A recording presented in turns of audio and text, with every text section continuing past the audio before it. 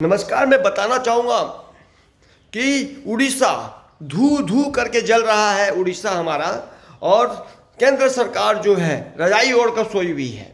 उसे चुनाव में जीतना है, खरीद फरोशी का धंधा करना है। बंगाल के अंदर कैसे चुनाव को जीता जाए उसकी रणनीति हर हथकंडा तैयार करना है। कैसे विधायक को तोड़कर अपने पाले में लिया जाए, सांसद को तोड़कर अपने पाले में लिया जाए। मतलब ममता बनर्जी के सब सांसदों को तोड़ मरोड़ की राजनीति बंगाल में चल रही है।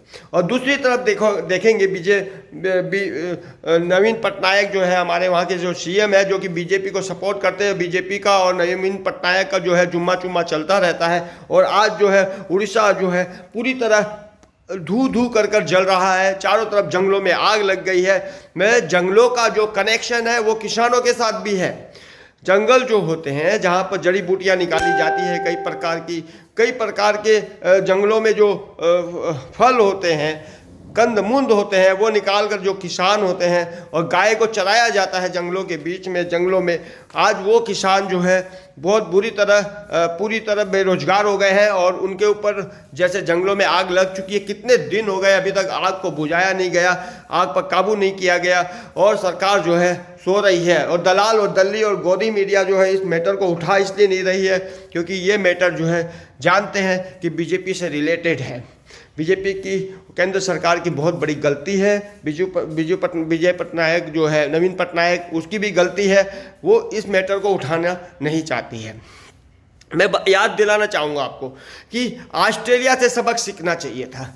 ऑस्ट्रेलिया में कितनी भयंकर आग लगी थी, किस तरीके से आग लगी थी। आपको याद होगा कि ऑस्ट्रेलिया धू धू करके जल रहा था। पूरा जंगल में हेलीकॉप्टरों से आग बुझाने की कोशिश की गई। फायर ब्रिगेड था वहाँ पर। गैस जो होती है, मैं बता रहा हूँ, आग बुझाने की जो गैसें होती है उसका भी प्रयोग किया गया था। लेकिन ऑस्ट्रेलिया में इतना भारी नुकसान हुआ। अभी हाल ही में 2 साल पहले आपने देखा होगा टीवी में, और ऑस्ट्रेलिया की news all India all world में गई है। तो ये जो न्यूज़ जो गई है उसको देखते हुए हमारे केंद्र सरकार को जो है सावधान रहना चाहिए था, ताकि ये भविष्य में भारत में कभी ऐसी दुर्घटना हो और उस पर काबू पाया जाए। किस तरीके से काबू पाया जाए और किस तरीके से और उस पर कंट्रोल किया जाए, ये चीज़ देखना चाहिए था। परंतु ऐसा कुछ नहीं हुआ। उल्टा इसका ये हो गया कि भारत के अंदर, उड़ीसा के अंदर चारों तरफ धू धू कर उड़ीसा जल रहा है चारों तरफ। और हमारे वहाँ पर जो किसान भाई है जो कि जंगलों में रहते हैं, आज गाय चराने वाला भी जो होता है वो भी किसान है, सब्जी पैदा करने वाला वो भी किसान है, जो कंद मूंद तोड़ के लेके आ रहा है, जो कि जड़ी बूटी लेके आ रहा है, वो भी किसान की श्रेणी में आता है। ये सब किसान है, मैं आपको बताना चाहूँगा। और खेती करने वाले भी लोग किसान होते हैं। जंगलों के चारों तरफ खेतियाँ होती है, वो भी जल रही है।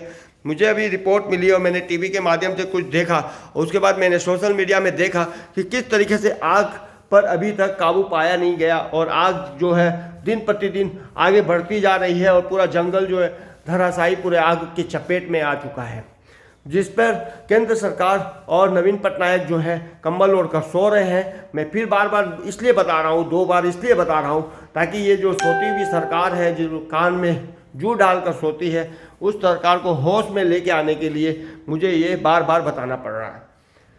तो आपको बता रहा हूँ कि जो सरकार अब वर्जत सरकार और किसान की आर पार की लड़ाई हो चुकी है। किसान जो है अपना 3 कैंसर रूपी कानून जो है वो रद्द कराना चाहता है और एमएसपी को जो है कानून के दायरे में लेके आना चाहता है।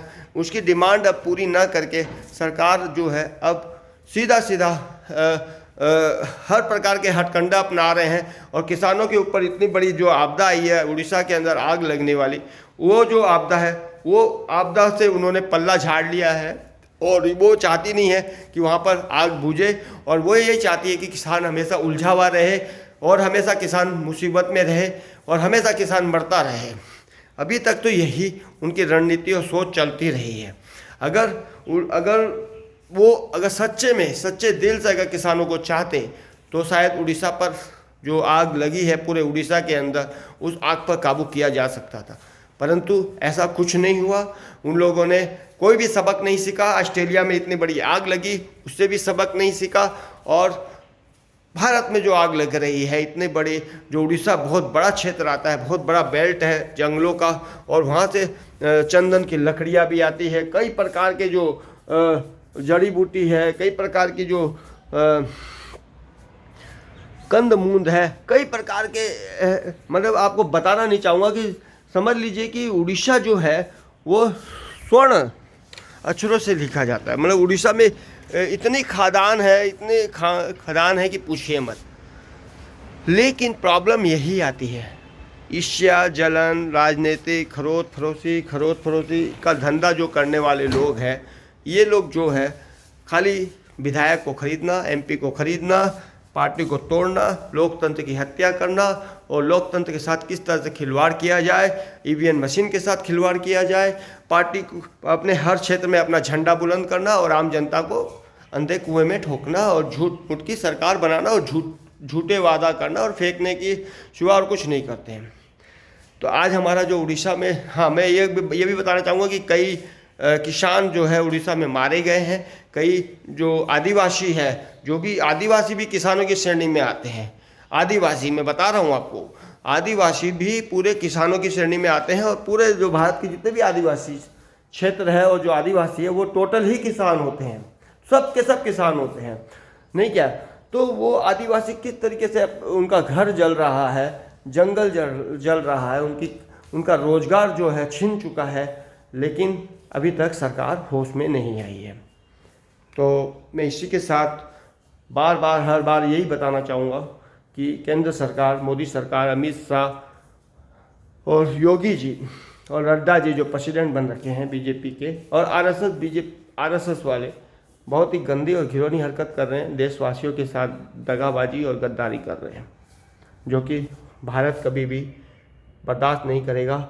और ये जो पूछता है भारत और थूकता है जिसके ऊपर भारत, मैं उसको भी सावधान करना चाहूँगा कि इस तरह की दलाली आप ना करें, क्योंकि जी न्यूज, अरविंद गोस्वामी और रजत शर्मा और जो गोबर पात्रा वगैरह जो लोग हैं, ये देश को भ्रमित करने लग रहे हैं। ये प्रवक्ता बन के आ जाते हैं, मगर देश की जनता को बुरी तरह भ्रमित कर रहे हैं। देखिए, इसी के साथ मैं हेमंत तोसावर, हेमंत टीवी चैनल से मैं चाहूँगा कि आप इसे लाइक करें, सब्सक्राइब करें, शेयर करें। धन्यवाद।